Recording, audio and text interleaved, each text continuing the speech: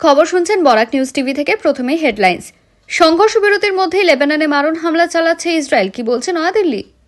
উত্তরপ্রদেশের যমুনায় উল্টে গেল পুণ্যার্থী বোঝাই নৌকা, মৃত অন্তত 10, নিখোঁজ বহু, শোক প্রকাশ মোদির।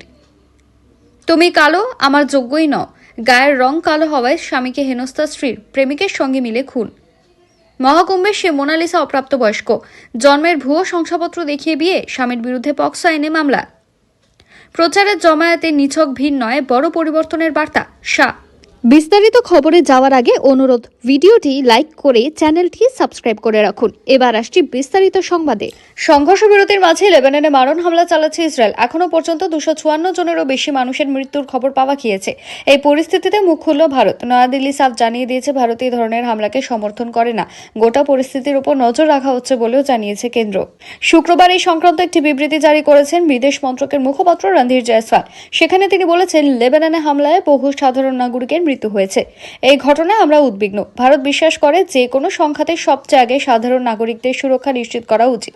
তিনি আরো বলেন, লেবাননের রাষ্ট্রপুঞ্জের অন্তর্বর্তীকালীন বাহিনীতেই সেনা সরবরাহকারী দেশ ভারত।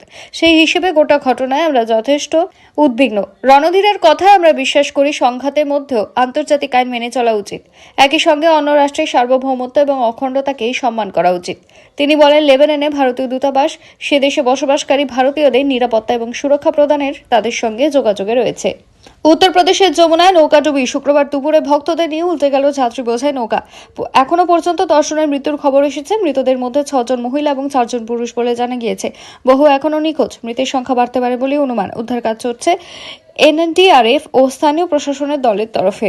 পুলিশ সূত্রে জানা গিয়েছে, পাঞ্জাবের লুধিয়ানা থেকে প্রায় 150 জনের একটি ভক্তের দল বৃন্দাবনে আসেন। তাদের মধ্যে কিছু ভক্ত শুক্রবার নৌকা করে স্থানীয় মন্দির দর্শনে গিয়েছিলেন। সেই সময় মান থানার অন্তর্গত কেসিঘাটের কাছে একটি সেতুতে ধাক্কা মারে নৌকাটি।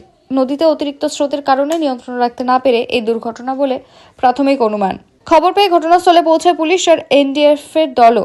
দ্রুত শুরু হয় উদ্ধার কাজ। নামানো হয় ডুবুরিও। 15 জন জীবিত অবস্থায় উদ্ধার করা গিয়েছে। বৃন্দাবনের একটি হাসপাতালে ভর্তি করা হয়েছে তাদের। সেখানে আপাতত চিকিৎসাধীন তারা। এদিকে 10 জনের মৃত্যু হয়েছে, বহু নিখোঁজ। নদীতে তল্লাশি চলছে। জেলা ম্যাজিস্ট্রেট সিপি সিং বলেন, শুক্রবার যমুনা নদীতে একটি মর্মান্তিক দুর্ঘটনা ঘটেছে। প্রবল স্রোতের কারণে নৌকাটি একটি পন্টুন সেতুর সঙ্গে ধাক্কা খায়। নিখোঁজ ভক্তদের সন্ধানে তল্লাশি চলছে। গায়ের রং কালো হওয়া এক যুবককে খুন হতে হলো তার স্ত্রীর হাতে। শুধু তাই নয়, পরে জানা গেল গায়ের রং তো বটেই, মহিলার বিবাহ বহির্ভূত সম্পর্কে বাধা হয়ে ওঠায় যুবককে সরিয়ে দেওয়া হয়েছে বলে অভিযোগ। তারপর পুরো ঘটনাটিকে ডাকাতি বলে চালিয়ে দেওয়ার চেষ্টা, কিন্তু শেষ রক্ষা হলো না। প্রেমিকের সঙ্গে মিলে স্বামীকে খুনের অভিযোগে গ্রেপ্তার করা হলো মহিলা ও তার প্রেমিককে। ঘটনাটি মধ্যপ্রদেশের ধার জেলার। পুলিশ জানিয়েছে, অভিযুক্ত মহিলার নাম প্রিয়াঙ্কা পুরোহিত। স্বামী দেবকৃষ্ণ পুরোহিতকে খুনের অভিযোগ উঠেছে তার বিরুদ্ধে। গত 7 এপ্রিল বাড়ি থেকে দেবকৃষ্ণের ক্ষতবিক্ষত দেহ উদ্ধার হয়। যে ঘরে থাকতেন দম্পতি, সেই ঘর ছিল লণ্ডভণ্ড। প্রাথমিকভাবে প্রিয়াঙ্কা পুলিশের কাছে দাবি করেন, রাতে ডাকাত দল এসে সব লুটপাট করে। বাধা দিতে গেলে দেবকৃষ্ণকে খুন করে তারা, তাকেও বেঁধে রাখে। তারপর গয়না টাকা লুট করে নিয়ে যায়। 3.5 লক্ষ টাকার গয়না লুট করা হয়েছে বলে দাবি করেছিলেন প্রিয়াঙ্কা। কিন্তু প্রিয়াঙ্কার কথার মধ্যে কিছু অসঙ্গতি লক্ষ্য করেন তদন্তকারীরা। তার মধ্যে দেবকৃষ্ণের পরিবার পুলিশকে জানায়, দীর্ঘদিন ধরেই স্বামী স্ত্রীর মধ্যে অশান্তি চলছিল। দেবকৃষ্ণের বোনের অভিযোগ, গায়ের রং নিয়ে দাদাকে নানাভাবে হেনস্থা করতেন বৌদি। এমনকি তাকে মাঝে মধ্যেই বলতেন, তোমার গায়ের রং কালো, আমার যোগ্যই নও তুমি। আমার জন্য আরো ভালো ছেলে লাইনে দিয়ে দাঁড়িয়ে, তোমার থেকে অনেক ভালো ছেলে আমার কপালে জোটা দরকার ছিল। বিষয়টি নিয়ে প্রায় দিনই বৌদি অশান্তি করতেন বলে অভিযোগ। তদন্তকারীরা প্রিয়াঙ্কাকে যখন জেরা করা শুরু করেন, তখন জানতে পারে তার একজন প্রেমিক রয়েছে, নাম কমলেশ পুরোহিত। তিনি রাজগড়ের বাসিন্দা। পুলিশ সূত্রে খবর, দুজনে মিলে দেবকৃষ্ণকে সরানোর পরিকল্পনা করেন। তারপর দেবকৃষ্ণ 1 লক্ষ টাকা দিয়ে খুনি ভাড়া করেন। 50,000 টাকা অগ্রিম দেওয়া হয়েছিল। ঘটনার রাতে খুনি দেবকৃষ্ণের বাড়িতে ঢোকে। দরজা আগে থেকে খুলে রেখেছিলেন, ফলে ঘরে ঢোকার পথ আরো সহজ হয়েছিল। ঘুমের মধ্যে দেবকৃষ্ণকে খুন করা হয়। তারপর চম্পট দেয় খুনি। দেবকৃষ্ণ খুন হওয়ার পর প্রিয়াঙ্কা বাড়ির লোকেদের ডেকে তোলেন, জানান ডাকাতি হয়েছে, বাধা দিতে গিয়ে খুন হয়েছে দেবকৃষ্ণ। কিন্তু তদন্ত পুলিশ জানতে পারে যে গয়না লুটের কথা প্রিয়াঙ্কা বলছেন তা সম্পূর্ণ মিথ্যে। ওই বাড়ি থেকে গয়না উদ্ধার হয়। তারপরে গ্রেপ্তার করা হয় প্রিয়াঙ্কাকে। তার সূত্র ধরে গ্রেপ্তার করা হয় প্রেমিক কমলেশকেও। প্রয়াগরাজে মহাকুম্ভে সে ভাইরাল গার্ল আবারও খবরের শিরোনামে। গত মাসে কেরলের তিরুঅনন্তপুরমে বিয়ে সেরেছিলেন মোনালিসা। সমাজ মাধ্যমে আলাপ হওয়া মহারাষ্ট্রের যুবককে বিয়ে করেন তিনি। তখন তার পরিবার অভিযোগ তুলেছিল যে মোনালিসা অপ্রাপ্তবয়স্ক। কিন্তু মোনালিসা তার প্রয়োজনীয় নথি দেখিয়ে প্রমাণ করেন যে তিনি অপ্রাপ্তবয়স্ক নন। উল্টে তার পরিবারের বিরুদ্ধে অভিযোগ তোলেন।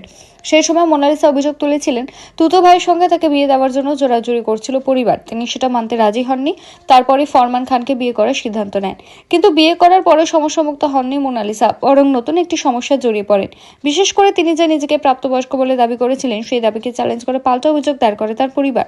তারপরেই তদন্ত শুরু হয়। সূত্রের খবর, জাতীয় জনজাতি কমিশন এই ঘটনা তদন্ত শুরু করে। তাদের রিপোর্টে দাবি করা হয় মোনালিসা অপ্রাপ্তবয়স্ক, তার বয়স 16। আর এই তথ্য প্রকাশ্যে আসতেই মোনালিসার বিতর্ক নতুন মোড় নিয়েছে। আজতাক.in এর প্রতিবেদন অনুযায়ী জাতীয় জনজাতি কমিশনের তদন্তে দাবি করা হয়েছে মোনালিসা অপ্রাপ্তবয়স্ক।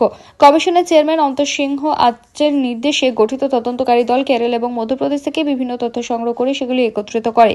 মধ্যপ্রদেশের মহেশ্বরের সরকারি মেডিকেল কলেজ থেকে মোনালিসার জন্মের রেকর্ড সংগ্রহ করা হয়। সেই রেকর্ড অনুযায়ী মোনালিসার জন্ম হয়েছিল 2009 সালের 30 ডিসেম্বর বিকেল 5:50 মোনালিসা বিয়ে করেন 2026 সালের 11 মার্চ। ওই রিপোর্ট অনুযায়ী বিয়ের সময় তার বয়স ছিল 16 বছর 2 মাস 12 দিন। ভোটবঙ্গে এখন কার্পেট বম্বিং করছে বিজেপি। লাগাতার প্রচার প্রধানমন্ত্রী নরেন্দ্র মোদী ও কেন্দ্রীয় স্বরাষ্ট্রমন্ত্রী অমিত শাহ। শুক্রবারই নির্বাচনী ইস্তাহার প্রকাশ করেছে বিজেপি। তাতে 15টি সংকল্পের কথা উল্লেখ রয়েছে। দেবরা সভা থেকে এদিনও তৃণমূলকে উপরে ফেলার বার্তা দিয়েছেন শাহ। বাংলায় পরিবর্তন আনাটাকে এবার চ্যালেঞ্জ হিসেবে নিয়েছে বিজেপির কেন্দ্রীয় নেতৃত্ব। সম্প্রতি এক সাক্ষাৎকারে কেন্দ্রীয় স্বরাষ্ট্রমন্ত্রী অমিত শাহ দাবি করেছেন, বাংলার প্রতিটি প্রান্তে মানুষের যে বিপুল জমায়েত দেখা যাচ্ছে তা নিছক ভিড় নয়, বরং রাজ্যে বড় ধরনের পরিবর্তনের স্পষ্ট সংকেত। অমিত শাহর মতে নির্বাচনের শুরুর পর্বেই বিজেপি এক বড়সড় লিড নিয়ে ময়দানে দাঁড়িয়ে আছে। তিনি দাবি করেন, গত নির্বাচনে যেসব জেলায় দল কম সাফল্য পেয়েছিল, এবার সেই সমস্ত অঞ্চলে অভূতপূর্ব গণজোয়ার দেখা যাচ্ছে। তার কথায় বাংলার মানুষ মমতা বন্দ্যোপাধ্যায়কে বিদায় জানানোর চূড়ান্ত সিদ্ধান্ত নিয়ে ফেলেছে। তৃণমূল নেত্রী যখন বিজেপির উপর ভরসা না রাখার বার্তা দিচ্ছেন, তখন শাহ পাল্টা জবাবে জানিয়েছেন, বাংলার মানুষ ইতিমধ্যে নরেন্দ্র মোদীর উপর ভরসা স্থাপন করেছে। রাজ্যের আইন শৃঙ্খলা নিয়ে প্রশ্ন তুলে তিনি এক নতুন তথ্য খাড়া করেন। শাহ বলেন, আগে তৃণমূলের গুন্ডাদের ভয়ে জনতা আতঙ্কিত থাকত, কিন্তু এবার পরিস্থিতি বদলেছে। এখন জনতা নয়, বরং তৃণমূল এবং তাদের কর্মীরাই সাধারণ মানুষের রুদ্রমূর্তি দেখে ভীত।